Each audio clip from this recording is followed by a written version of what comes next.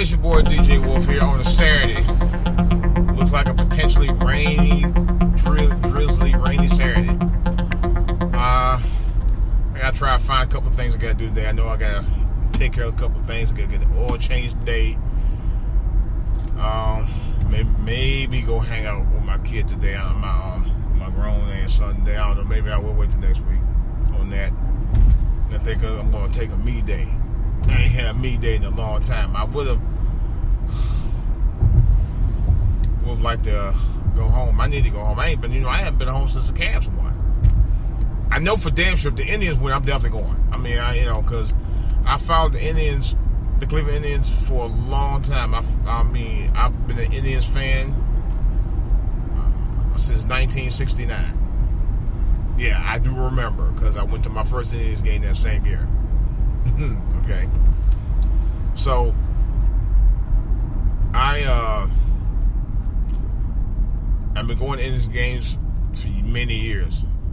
And I'm excited about it. I probably won't be able to actually be at the World Series, but I damn sure will be following them this series from here on in.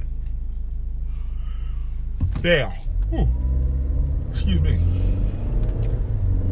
Here's the thing. LeBron James' motivational speech during the playoffs, I think, motivated the team to drive even harder. And I'm proud of that. I'm actually proud. One thing, I say this. LeBron might have been arrogant when he left the city, but he came back a champion. You know? So I'm not gonna knock him. I'm really not gonna knock him at all. I'm proud of him. I'm proud of what he did. You know? I really am. And now he's motivated a second team in the city from another franchise, from another genre of sports to do the same thing. I think he's motivating the kids in general in the Cleveland, Akron area to excel. That's a story within itself. You know? And I like what he says about, people trying to count him out. You know? Me being the fellow homeboy from the Cleveland, Akron area. Really Cleveland, though, but me from the Cleveland area, I know. Okay? I've been down in this area since 1988. And I've always had people try to put down the city. You know? The DMV, man, people, some people don't show you a lot of love for Cleveland, man, for real. They don't. And I'm going to be honest about that. And I almost got into a fight with somebody about that one time at work. The dude was talking, and this nigga was from New York. And I've been to New York. New York has some arrogant people in New York. I love the city. I love hanging out there, but there's some arrogant ass people in New York. I'll be the first to say that. They're arrogant as shit. You know, and he was like that too. And it just tripped me out. He was bashing Cleveland. I said, man, I said, go fuck yourself, man. You know, you don't know that. I said, you ain't from there. You know about it. Shut the fuck up, for real. And I told him, I said, some places around Cleveland, you don't want to be going by yourself. I guarantee you that. I bet you won't talk this shit you in Cleveland. They'll jack your ass up. Real talk. I know they will. You know, just like anywhere else. You know, you talk about somebody's city like that on them like that, you know they're gonna get you. Real talk. Don't do that kind of shit. What is with these people with these cars thinking they own the fucking road, man? Really? It's just like, I'm just gonna ride up on you anyway. But my thing is that I'm glad that he's putting that mind process in your mind, especially for our younger generation, to motivate them to do better, to strive for excellence, man. And LeBron has invested time and money. Now here, people criticizing LeBron James about, well, he should have spoke up for Tamir Rice's mom and all that. I'm like, personally, he didn't really. What was he going to do if just because he spoke up for? What was going to? How was that going to really change just by doing that alone? You know, I'm still saying that. You know, you don't have to wait for LeBron to speak up about Tamir Rice. Hell, y'all people in Cleveland could do the same thing yourself. You know, you got people out there that can speak up for him. And although I will admit, maybe at some point he should have said something. But LeBron James, on the other hand, is doing great things. All right? He has done great things. You know, he's donated millions of dollars to children in the Cleveland Akron area for scholarships and stuff like that. Okay? This was the guy who started the what was that? The hoodie thing, all right. And I think he was part of the group that also started the Hands Up, Don't Shoot movement. Okay, so he's been involved. Don't just say, "Oh, LeBron hasn't been involved in giving back and all that." If you say that he hasn't, you full of shit. And that goes for anybody who think that he hasn't been giving back, because he has. And I'm not saying just because he a fellow homeboy of mine. I'm saying because it's the truth. You know, it speaks for itself. Even when he left Cleveland, he was giving back. Okay, so I mean, let's be honest with you. You know, he may be a lot of things for a lot of people, but to me, LeBron James got a heart of gold, man. You know, and to sit there and do what he did in Cleveland was amazing. I don't give a fuck what nobody said, man. You know, it was amazing. Now there are doubters out there. You know, even my own dad was like, "Man, nah, man, that's all so stuff, man. Yeah. You know, but I'm just tell you right up front, I'm glad that he was able to do it. You know, and I'm hoping like hell that the Indians get the same, go out there and win big and shut them down, because they're gonna have their hands full with whoever the outcome is of the Cubs and the Dodgers. I think likely they may be playing the Cubs, but I don't know who won, so I had to find out.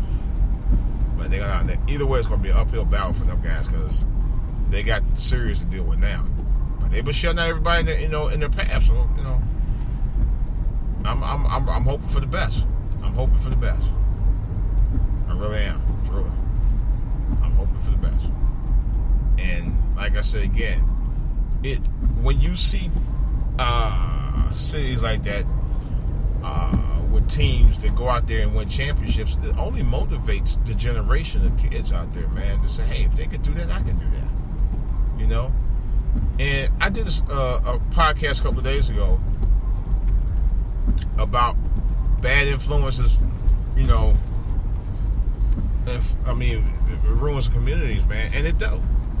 If you have influence of people in your area who are out there hanging and slanging and selling, you know, and doing the dirt, and you got kids out there and they seeing all that stuff going on, what do you think they're going to do?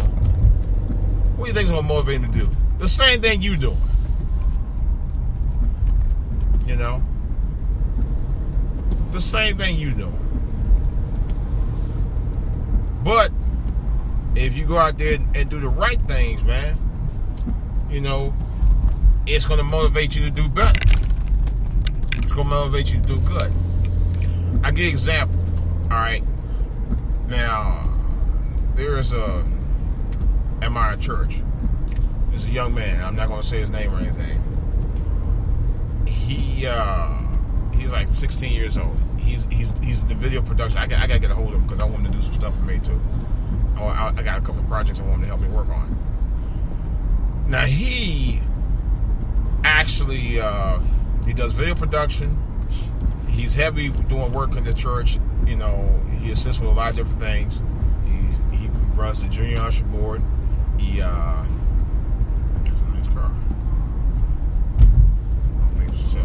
runs the junior usher board. All right. Oh, he's head of the junior usher board. Matter of fact, he actually conducts the youth choir, and he's a musician, man. And he, like I said, he's not even out of high school yet, you know. And he very much speaks his mind too, you know. And I give him credit for that. And And I think because of his influences from church made him the kind of person he is, you know. And he's well on his way. Matter of fact, he had just got a scholarship from a school here recently, not too long ago. So he's on his way. And I think we need to start doing it with more and more of our kids, man. We have to be the influences that make the changes in our communities. We have to. You know? And I'm talking about mothers and fathers. Even if you're not directly in the life of the mother, be in the life of the child. You know? Because too many of us are not doing that and not doing a good job, but yet you want to make a claim, I'm a daddy. Don't ever call yourself a motherfucking daddy if you're not a father. I'm dead serious about this shit. You know? To sit there to make a claim on something like that, you're nothing but a fucking poser. Seriously. You know? And I don't give a damn whether you know, mild-mannered or hardcore. You know what I'm saying? If you claim that you're a daddy and you don't spend no quality time with your kids and try to motivate and get your kids right to where they need to be, you know what I'm saying? Then you ain't no real father. You're just perpetrating the fraud, what I call it. Selling wolf tickets. A fucking poser. You're one of the three. If you ain't doing what you're supposed to be doing with your kids. That's the bottom line. Alright? And yeah, I said it. You know? I mean, I gotta keep it honest. I can't sit there and say, yeah, that every man who makes kids is a father, because we all know it's not true. You know, and some of y'all are so selfish, it ain't funny. I'll give you a prime example. DMX, I think, has like about a half a dozen kids or so. By his own admission, something like that. I don't know. But anyway, he had a 20-year-old son who I don't think he ever actually spent a lot of quality time with. And the young man was talented as hell. And it was on Yonlev a couple of years ago, about 3-4 years ago. I'll never forget that. And I watched that. And it was honest to God, it was the most heartbreaking episode I've ever seen. It was heartbreaking. Because X was like dismissing him at every turn, man. And it was just, man, I'm like, what the fuck, dude? That's your son. And he was talented as hell. You know, and X was just slamming him, man. I was like, geez, what are you doing, man? You know you ain't been in that boy's life, and then you gonna dog him out? Really? Like it was his fault, not yours? You know, and X is my dude, man. I've been following X career for 20 years, man. But when he did that, man, I just kind of lost. I lost a little respect for him after that. I really did. I lost a little respect for the dude. And I just like, man, dude, you used to be my man's, man. But after that, it's just like I just wasn't feeling it anymore. Real talk. I was very sad about it. I truly was. All right, guys. Well, let me go ahead and do my Saturday running around and get some things done. I'll probably be doing some more videos, and I'm going to do a show a little later today. And I'm not going to give you a specific time, but it will be on it. I'm definitely doing it today, so let me go ahead and do my running around. It's been a Saturday rant. I'm your boy DJ Wolf, talking about being better influences to motivate future generations.